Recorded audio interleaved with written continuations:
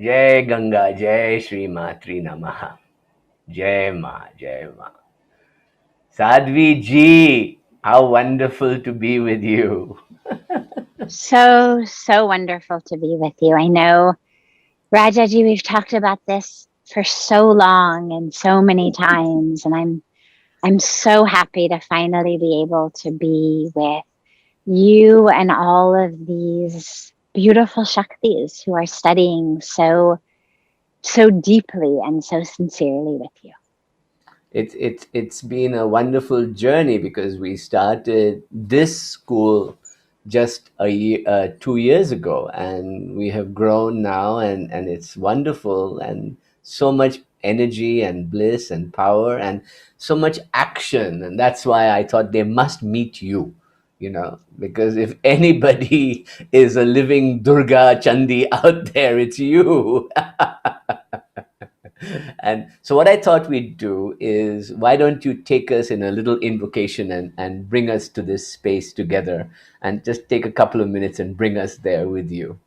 Om Asatoma Sadgamaya Tamsoma Jyotirgamaya Mrityorma Amritam Gamaya. O Lord, O God, O Goddess, lead us from falsehood of thinking that we are separate from you into the truth of knowing that we are one with you, as you. Lead us, O God, O Goddess, from the darkness of ignorance in which we suffer and bring suffering to others, into the light of wisdom and truth. Lead us, O God, O Goddess, from the false identification with this physical being, its size, its shape, its changing nature, this physical being that is born and ultimately will perish, into the true, eternal identification with the soul that is never born, never dies, ever infinite, ever one with you. Om Shanti. Om Shanti. Om Shanti. Om Peace. Om Peace. Om Peace. Allow yourselves to truly arrive. Your bodies are here. Your eyes and ears are here. But allow yourself to really arrive. Allow all of your awareness, your attention, your focus to be right here in this moment, in this breath, in the absolute perfection of you in this moment, uniting fully with the presence of the divine within yourself and in the world all around you.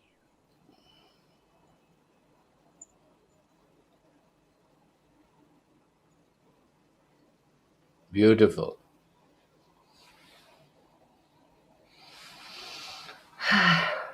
That's one of my favorite invocations from the Upanishads. Thank you for doing that. That was beautiful. The I think that you're in California right now. Forest fires are coming, political madness everywhere. You know, we're facing chaos in every front we face in the world right now. In India, people are dying of COVID every day. You know, it's terror. The world just seems to be needs so much Shakti and so much love right now and so much healing, you know, at the moment. And so what are what are the biggest challenges you see that we're facing, and what do we and you as a Shakti begin to do about that? What do you think about? What do you feel? Beautiful. Well, yeah, it's so interesting because, as you mentioned, I'm here in California right now, and in the midst of a lot of personal experience with a lot of different manifestations of Shakti. And I'll mention that briefly just so that people can, it helps sometimes to be able to actually place the being they are speaking to in time and space and situation. So while I live in India and am based on the banks of Mother Ganga in Rishikesh, I came out to America in April actually because my mom had a very, very severe stroke. And so I've spent most of the last 2 months in service of her. And in fact, it was a beautiful message and teaching I was given by one of the most renowned saints in India, who, when I said to him that I was missing Ganga and wanting to come back to Ganga, he said, "Your mother is your Ganga." He said, as you do her seva, as you serve her, he said, play the Ganga Arati, play the video, play the audio of the Ganga Arati, and just know that you are performing that Arati. So that's been one very powerful and present moment at this particular moment in my plot of this physical body as it moves through the journey of this incarnation. And a few weeks ago, mom stabilized. She's not getting better, but she's not getting worse. She's stable. She's being taken care of. And I realized I really needed to be hugging some trees. And I really needed to be lying in the dirt. I've always had a very, very deep connection to Mother Earth and Mother Nature. I went to undergraduate and graduate school in Palo Alto here in the San Francisco Bay Area. And whenever I got stressed, whenever I was worried or upset or whatever it may be, I always ran across the Golden Gate Bridge up into Muir Woods and just lay in the beautiful dirt, the beautiful needles beneath the redwood trees.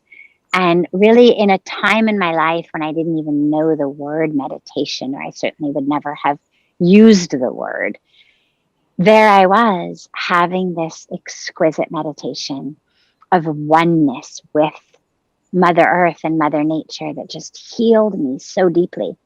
And so World Environment Day was yesterday. And so I planned this beautiful yatra, this spiritual pilgrimage through the forests and mountains of California to hug trees, to meditate in the dirt, to experience in every minute and every moment that oneness with Mother Earth and Mother Nature, that Shakti and also that Prakriti, which means nature, and that Shrishti, which means creation. And I love it because if you look at those three words, they're all feminine. We've got nature, Prakriti. We've got creation, Shrishti. And then, of course, the Shakti is the energy through which the creation is created, the energy through which nature becomes nature. So there's that confluence of these three, not separate, but interlinked streams of Shakti when you are in nature. You are there with Prakriti, with Shrishti, and with Shakti, who makes it all possible. So I've spent the last almost 2 weeks on this beautiful pilgrimage, hugging trees, meditating in the dirt, swimming in mountain rivers and streams and lakes, and making videos to share online with our beautiful online community of the importance of protection and preservation of Mother Earth and of Mother Nature leading up to World Environment Day. So that's where I am in this present moment. And as you spoke, Rajaji, so much about the challenges that we're facing and what the solutions might be, it's a two-part problem and therefore a two-part solution. The problem is how disconnected we are from Shakti. Mm. And therefore the solution on that level is to reconnect to Shakti. And I'll speak about that. But the second part problem, and therefore second part solution, is what most of us are even taught and even believe about the very femininity of our own beings. And I think the dilemmas that we are facing in the world begin with the dilemmas that we face in our own minds and hearts and connection to spirit. And one of them, to me, is really perhaps the simplest, but also perhaps the most, or one of the most interesting, which is this idea as we struggle for equality, because of course, when we speak about empowerment and upliftment, well, right there, you're talking equality, and we speak about equality of women and equality in the workplace. And of course, it's something that in America was a major revolution several decades ago. It's becoming a major revolution in India these days and in other parts of the world. And yet, one of the great tragedies of those revolutions is this idea that somehow equal means same. And that when we have equal rights, what that means is that women will be able to live like a man. That we will be that equally able to do what men do, look like men look, act like men act. And while I am certainly a full-on proponent for complete freedom, and I certainly think that women not only can, but are able to and should have the freedom on every level to dress however they want, look however they want, act however they want, have whatever jobs they want. I think that this idea that equal means same is something that has deeply injured women because we are not men.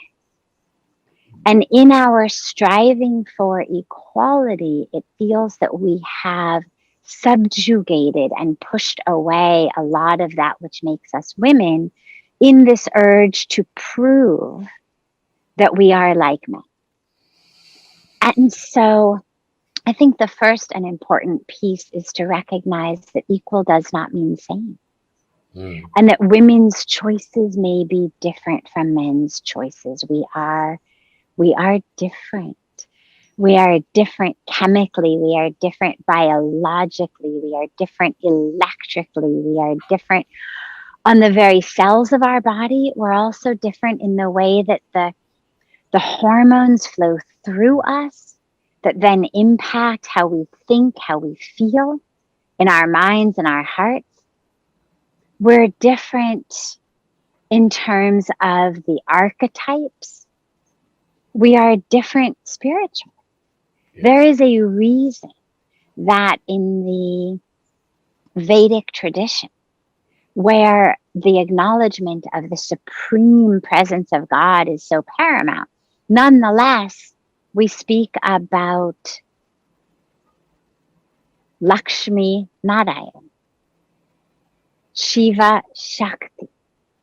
We're speaking about the feminine and the masculine.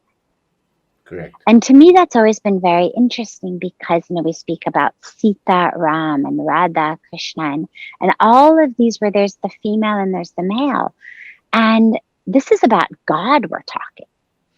And what it teaches us is that even in the realm of supreme infinite reality, there are principles, there are essences. And it's not relegated, by the way, of course, to a man's body, a woman's body. They are principles of divine feminine and divine masculine that, yes, women tend to align with, connect to, channel that divine feminine more than beings in males' bodies. But it's not always the case.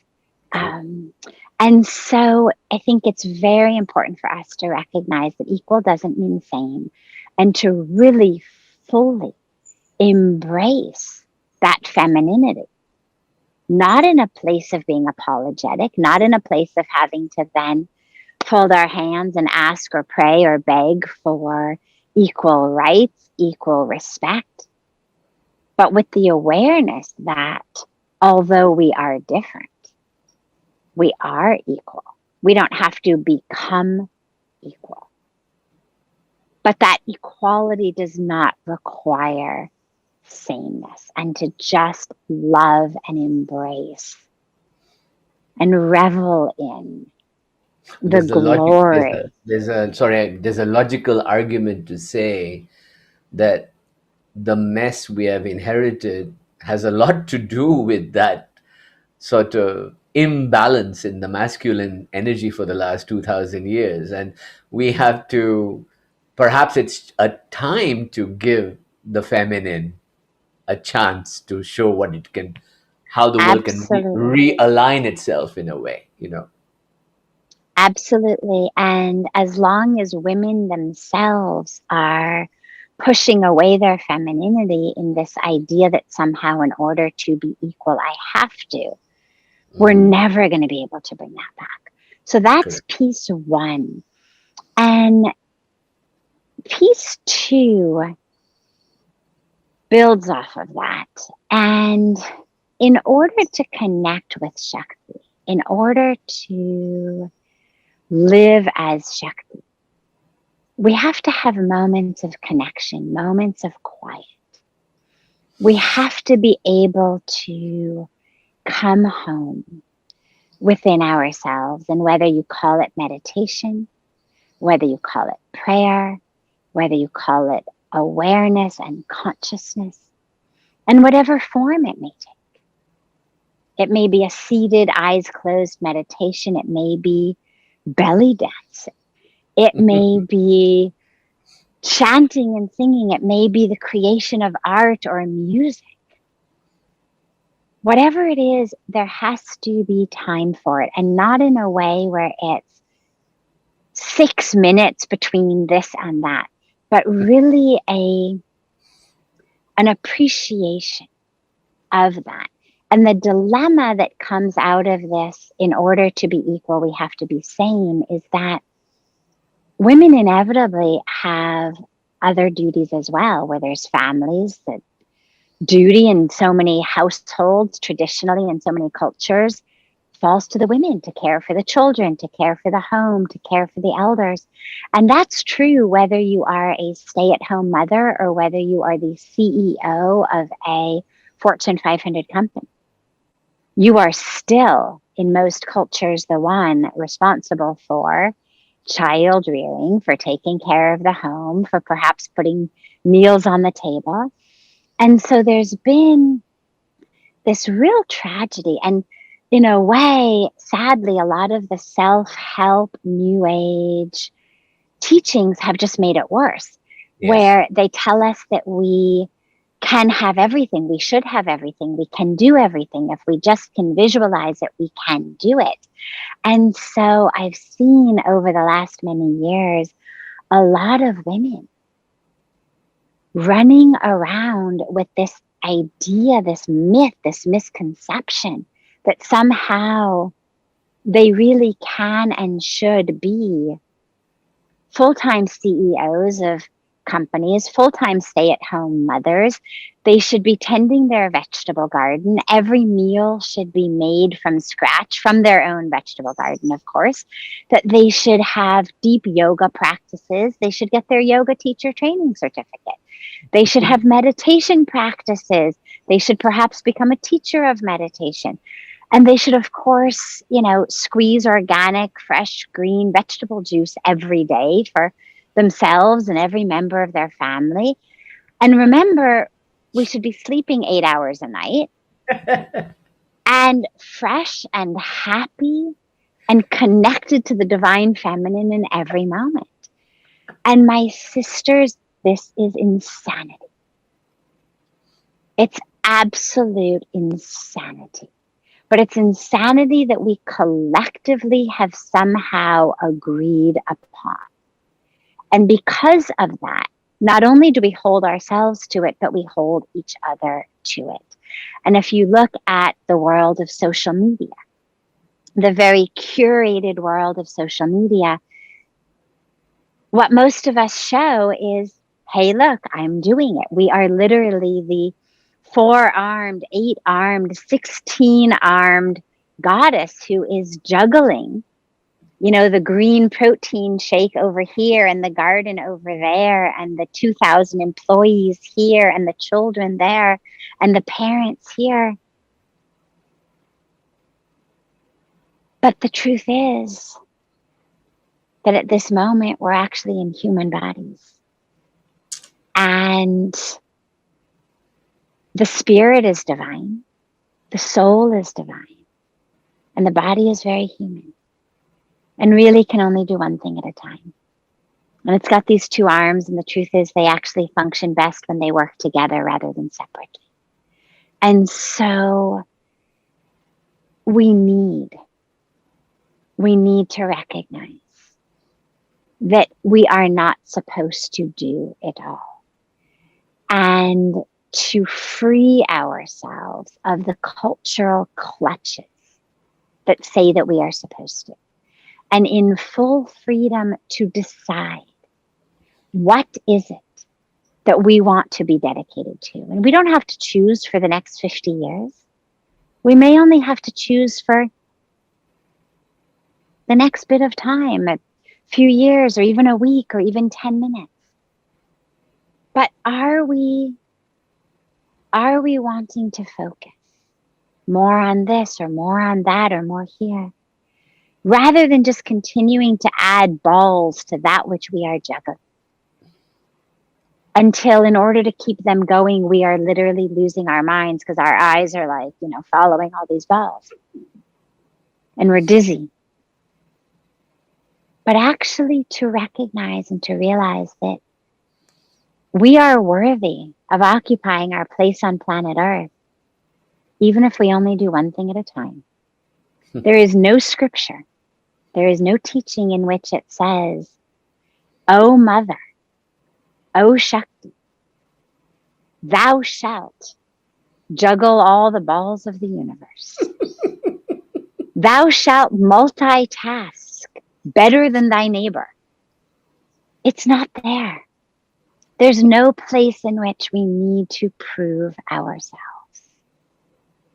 And so let us take a collective, deep breath in the awareness that in every moment, regardless of what we do, we are the Shakti. And regardless of what we do, we are worthy of, deserving of our space here on planet Earth. Beautiful. And that breath of awareness and okayness is so important.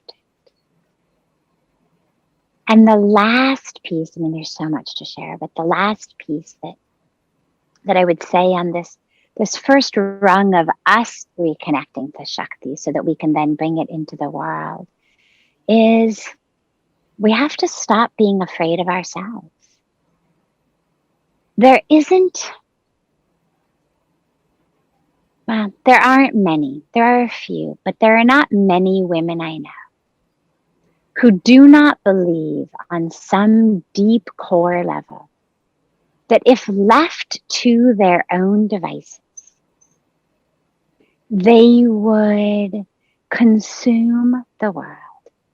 And so whether it's what we eat, the hunger of the body, whether it's the sexual urge, whether it's the anger, the energy of rage, whatever that literal energy is, what most women feel is, I have to keep it in check. So, of course, I can't eat what I want when I want because I would become 600 pounds. I would eat up the world. I am inherently untrustworthy. My own instincts, my own wisdom is inherently untrustworthy. I must have rules. What I eat, when I eat, how much I eat.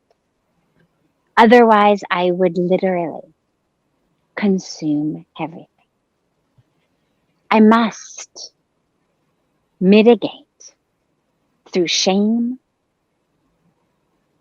through discipline,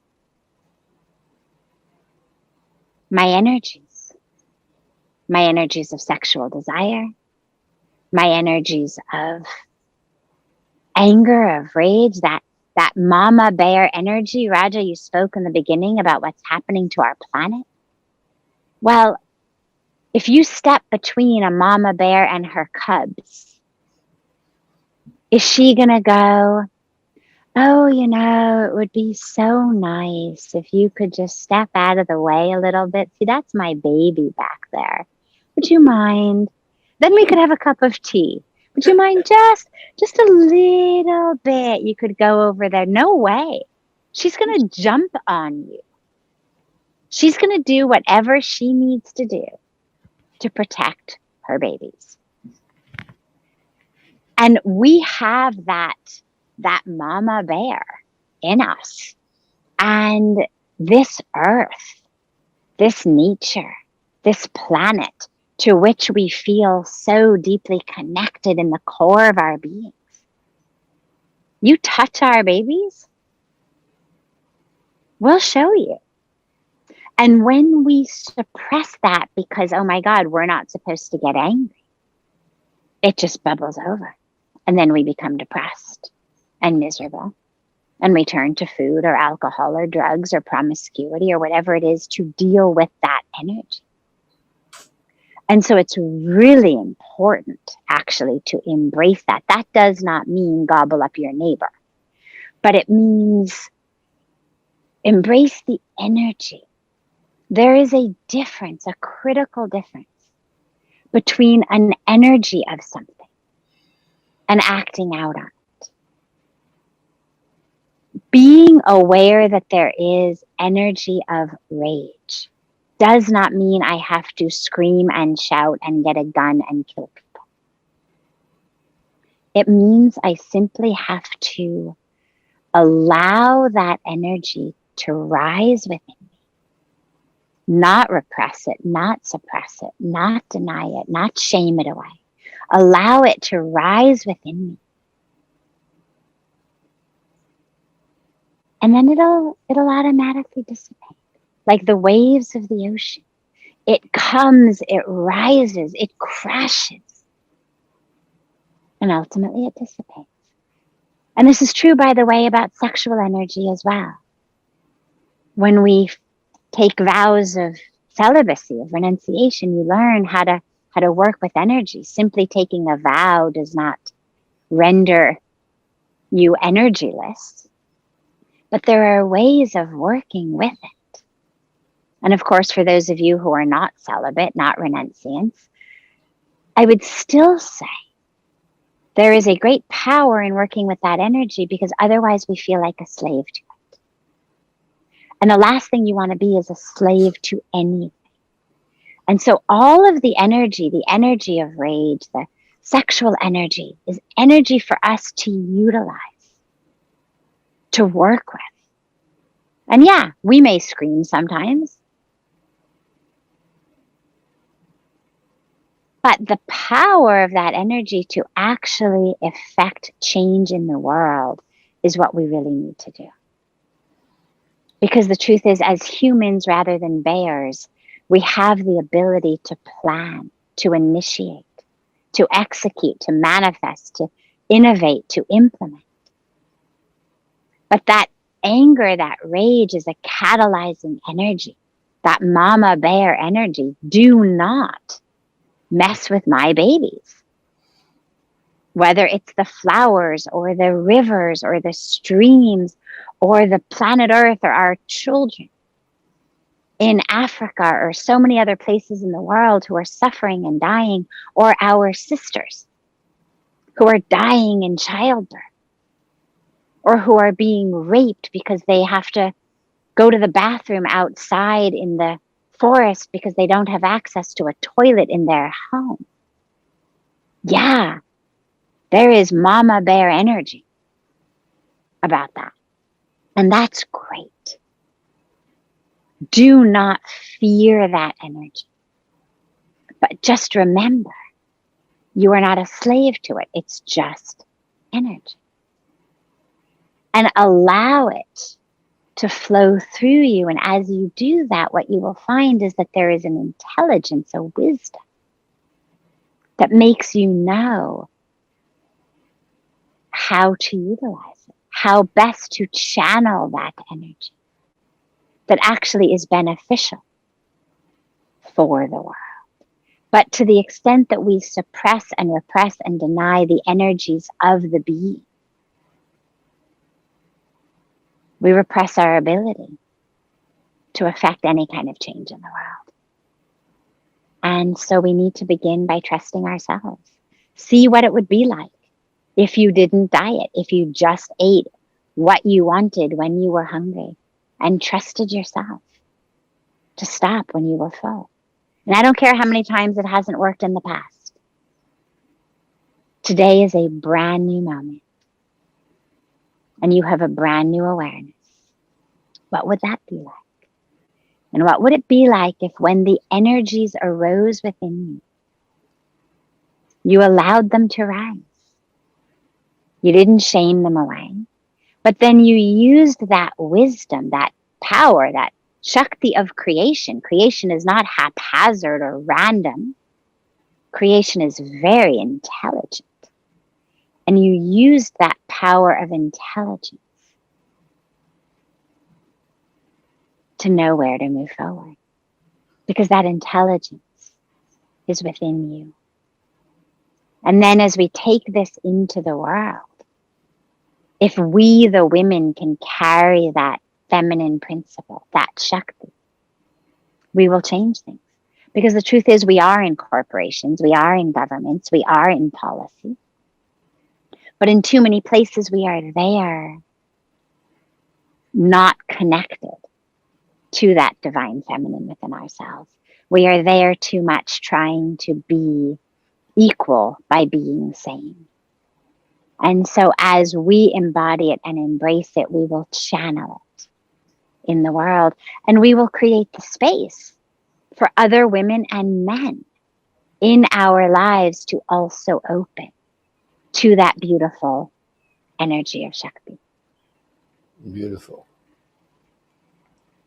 Thank you. You know, one of the deeper esoteric aspects of the Kundalini Shakti work we do is this ability to balance the male and the female principles in you.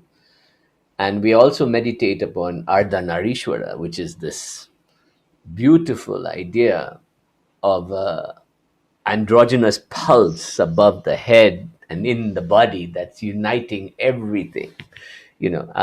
So even though we are strong on the Shakti here, we are also awakening Shakti in the men. And we are awakening Shiva in consciousness in the women. And it's a so when you reconcile these dualities in your life, and we have a mantra we say, which is Aim Hreem Shreem Aim Kleem So Hamsa Shiva So Ham Hasaka Frame Hasaksha Malavariya Om Hasom Sahaksha Malavariya Im Saho. That means this dance I'm continuously doing of will and grace, of action and contemplation, of mother bear versus, father bear is there too, But the So mother's more dangerous. I'm terrified I'm terrified of all my Shaktis here, trust me. But what I want you to address also is that how do we, not so much about equality, but how do we learn the sacred art of balancing that Purusha and Prakriti, that Shiva and Shakti, that Radha and Krishna, because we're continuously in this dance going on in the body, and we want to go in the Shushumna and explode into the divine Ardhanarishwara pulse of the Spanda. But how do we balance those dualities in, how do you do it, how do you balance those dualities in your life? Beautiful question. And it's actually very natural. We all have within us both of those principles, both of those energies. The dilemma just becomes when we get acculturated into girls are like this, boys are like that. You shouldn't play with trucks. You should play with dolls, or you shouldn't play with dolls. You should play with trucks. And so it's not so much, I have found on a personal level, about bringing in other energies, so much as freeing myself from the acculturation that says this is what girls do, this is what women do, this is what boys do, or even worse, this is what good girls do. And so if we can free ourselves of these cultural senses of this is a masculine thing, this is a feminine thing, and this is wrong, and this is right for you, and just allow ourselves to feel the flow of energy.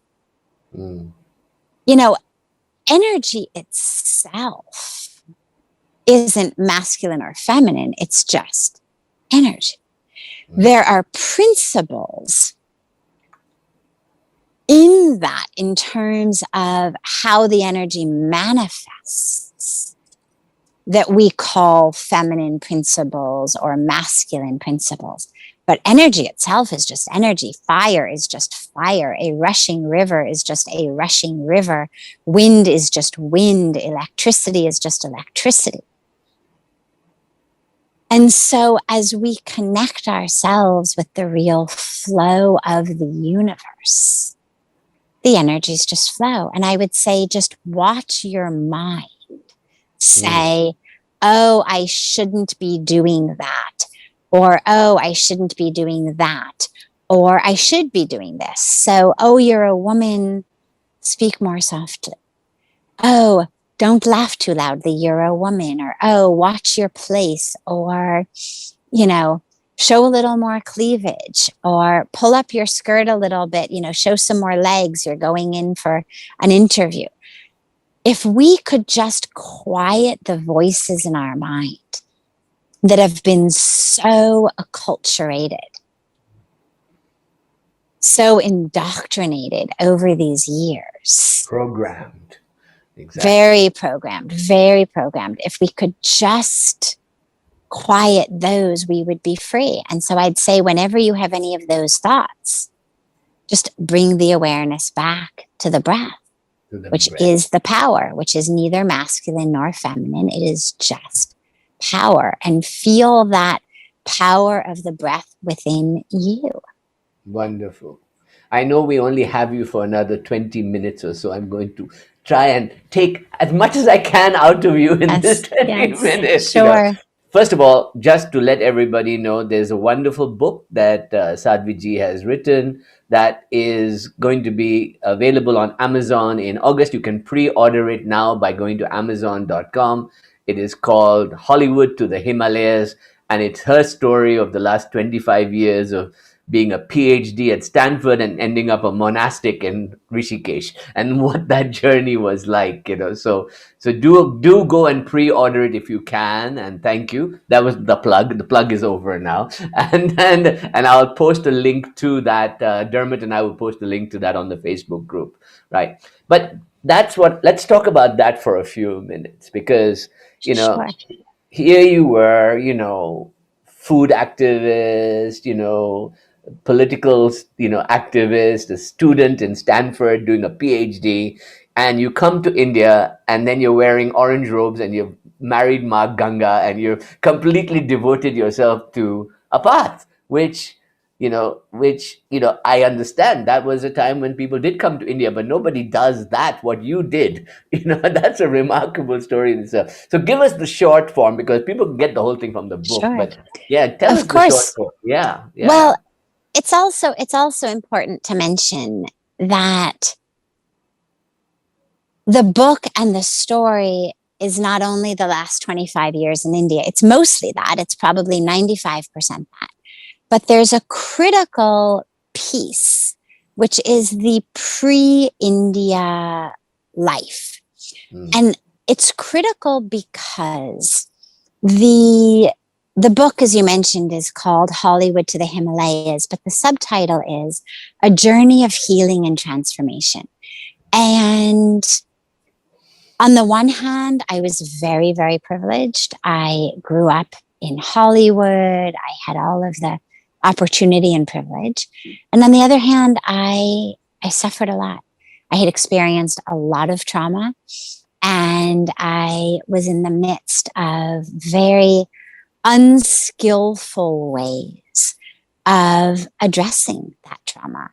I had been sexually abused in childhood. I was suffering from a very severe eating disorder. I was bulimic in my adolescence and early 20s. And the book shares how the healing and transformation of the power of the Mother Goddess in the flow of this river of Ganga actually healed and transformed me into, yes, of course, the orange robes and someone who's been there for 25 years and doing all of the work and the service and the leadership and the teaching that I've been so blessed to be able to do. But that has, on an even deeper level, turned me into someone who is connected to, committed to living with that presence of the Mother Goddess within me. Because from the trauma, and of course, most of us have experienced some kind of trauma, certainly some kind of challenges, and everybody's are different. But the way that it impacts us, interestingly, is very similar. And so whatever you've been through, in many ways, there's going to be a part of you that feels perhaps like you're not good enough. You're not enough. You don't have enough. You don't do enough. There isn't enough. And the power of the Mother Goddess is this experience of infinite fullness, infinite perfection of you as you in this moment. And so, so the journey was, I was 25. I had graduated from Stanford, undergraduate. I was in the midst of a PhD in psychology. I was very functional. I was very successful on many, many levels. And yet, of course, as I mentioned, I was suffering on the inside. And come to India, not because I was spiritually seeking, not because I was searching, but because I was married to a man on a spiritual quest who was looking for a guru. And he wanted to go to India. And I agreed to go to India only because I loved the food. And I was a very strict vegetarian. I was a strict vegetarian. As you said, I was an activist around food. I was a very strict vegetarian. I still am. I was a very outspoken activist for vegetarianism, for animal rights. And getting a meal that's pure vegetarian in India is very easy, even if you don't speak the language. And I had found in so many other countries of the world that it was difficult. So I agreed to go and open a 500-page guidebook in Delhi that says Rishikesh. We get to Rishikesh, and I stood on the banks of the Mother Ganga. And I had such a powerful experience of awakening that I knew that this is where I was meant to be.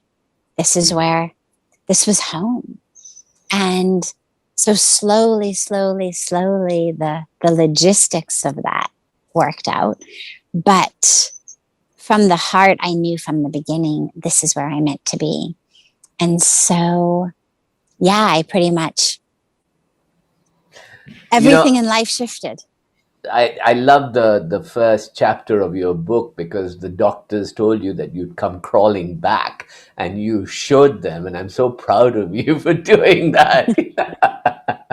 And then there's the wonderful story of how you met Guruji, and your feet would not move and leave the ashram. I remember that story. And Sadviji, I adore you. You know that. I've always, and I adore you. It's like, you're like a sister, that we've known each other for many lives before. I'm pretty certain always, Yes, we are doing different things, but we're always connected. And especially with Puja Swamiji, and Tara is here also.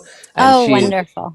She's devoted to both parts, and I love her for it, and there's never been a conflict for that for me, because I studied with the Ramakrishna mission, I studied with different teachers, but the path is something that we have to follow, and you have followed a very specific path, which you became a kind of, and I'm not going to hog this, because I'm going to open it up to questions now, but you are both this beautiful bhakt and sadhak, and yet you are also, saving the Ganga, working with women, doing children, you're creating the Wash Alliance for hygiene around the world for people without toilets.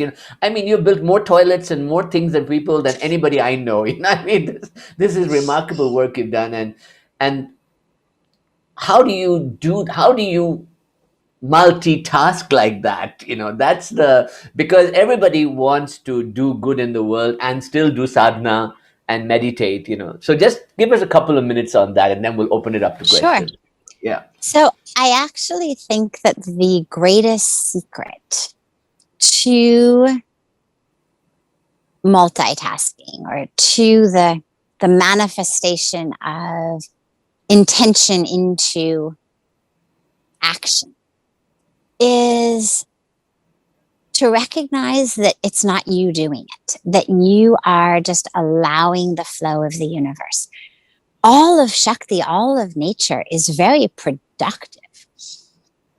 Flowers blossom and give fragrances. Trees give us, fruit. The river is giving water. Everything is constantly in motion in nature.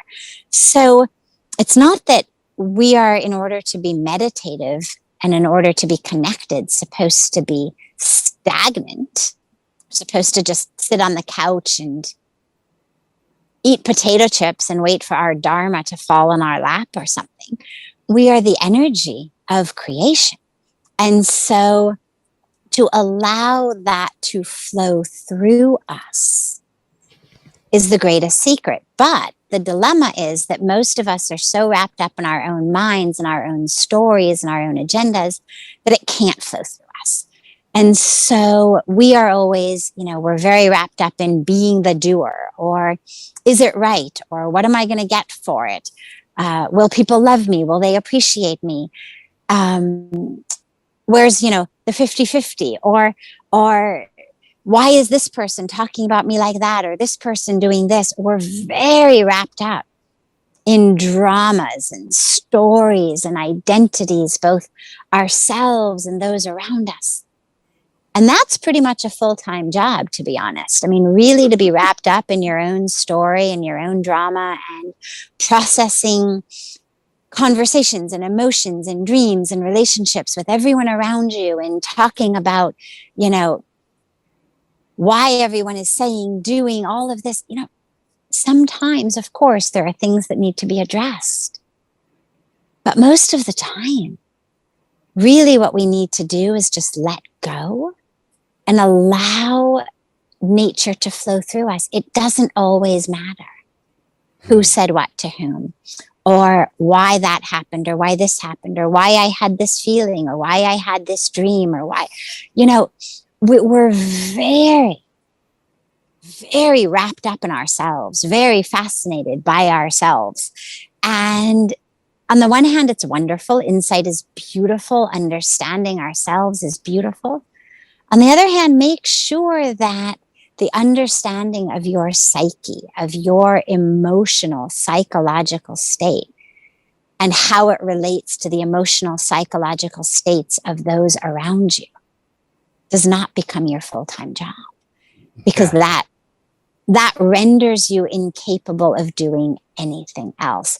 And so when a lot of us get involved in service, we carry that with us. And so again, it becomes about my colleagues and who gets a nicer office and who gets more time with the boss and who got their name on the report and blah, blah, blah, blah, blah. I mean, it's endless. And so my greatest suggestion would be, number one, recognize you're not the doer, but also recognize that there is a power of doing, of creation, that flows through you if you just could create some space for it. Beautiful. If you just could allow that flow to flow through you.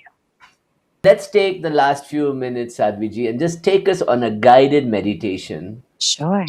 To bring us to that power and recognizing the power inside us, acting in the world, but always being empty enough to let that Shakti flow through us rather than the stories we tell ourselves. You know, I love that. That's such a beautiful way you put it. So all yours. The stage is yours for the next few minutes. So let us allow ourselves to take the attention, the focus from the world outside of us to the world inside of us.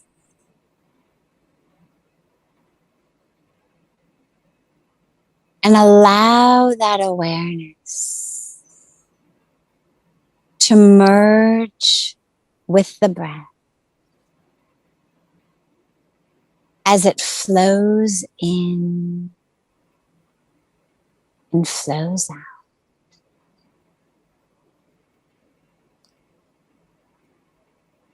And on the exhalations, as you exhale, allow yourself to let go. Just exhale and let go. Let go of the masks that you wear. Let go of the roles that you play. Let go of the history, the identity, the personality. Just exhale and let them go. Feel yourself giving them back into the universe. And allow yourself with each exhalation to sink deeper and deeper into the core of yourself. Allow the breath to drop to the energy center, the chakra, just below your navel, called the Swadhishthan Chakra. Swadhishthan literally means the place of the self,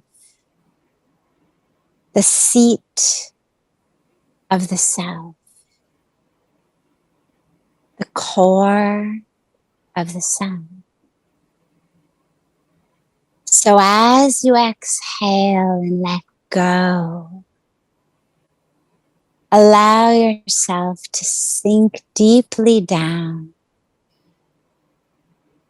such that the end of each exhalation should bring you resting into the Swadhisthana Chakra.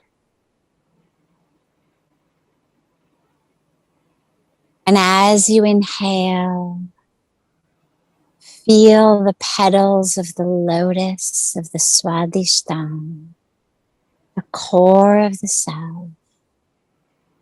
Feel them expand on each inhalation. And then let go again on the exhalation. Feel yourself getting freer and freer, sinking deeper and deeper with each exhalation. Slowly bring the palms of the hands together at chest level and rub them gently against each other. Press the palms of your hands into your closed eyes.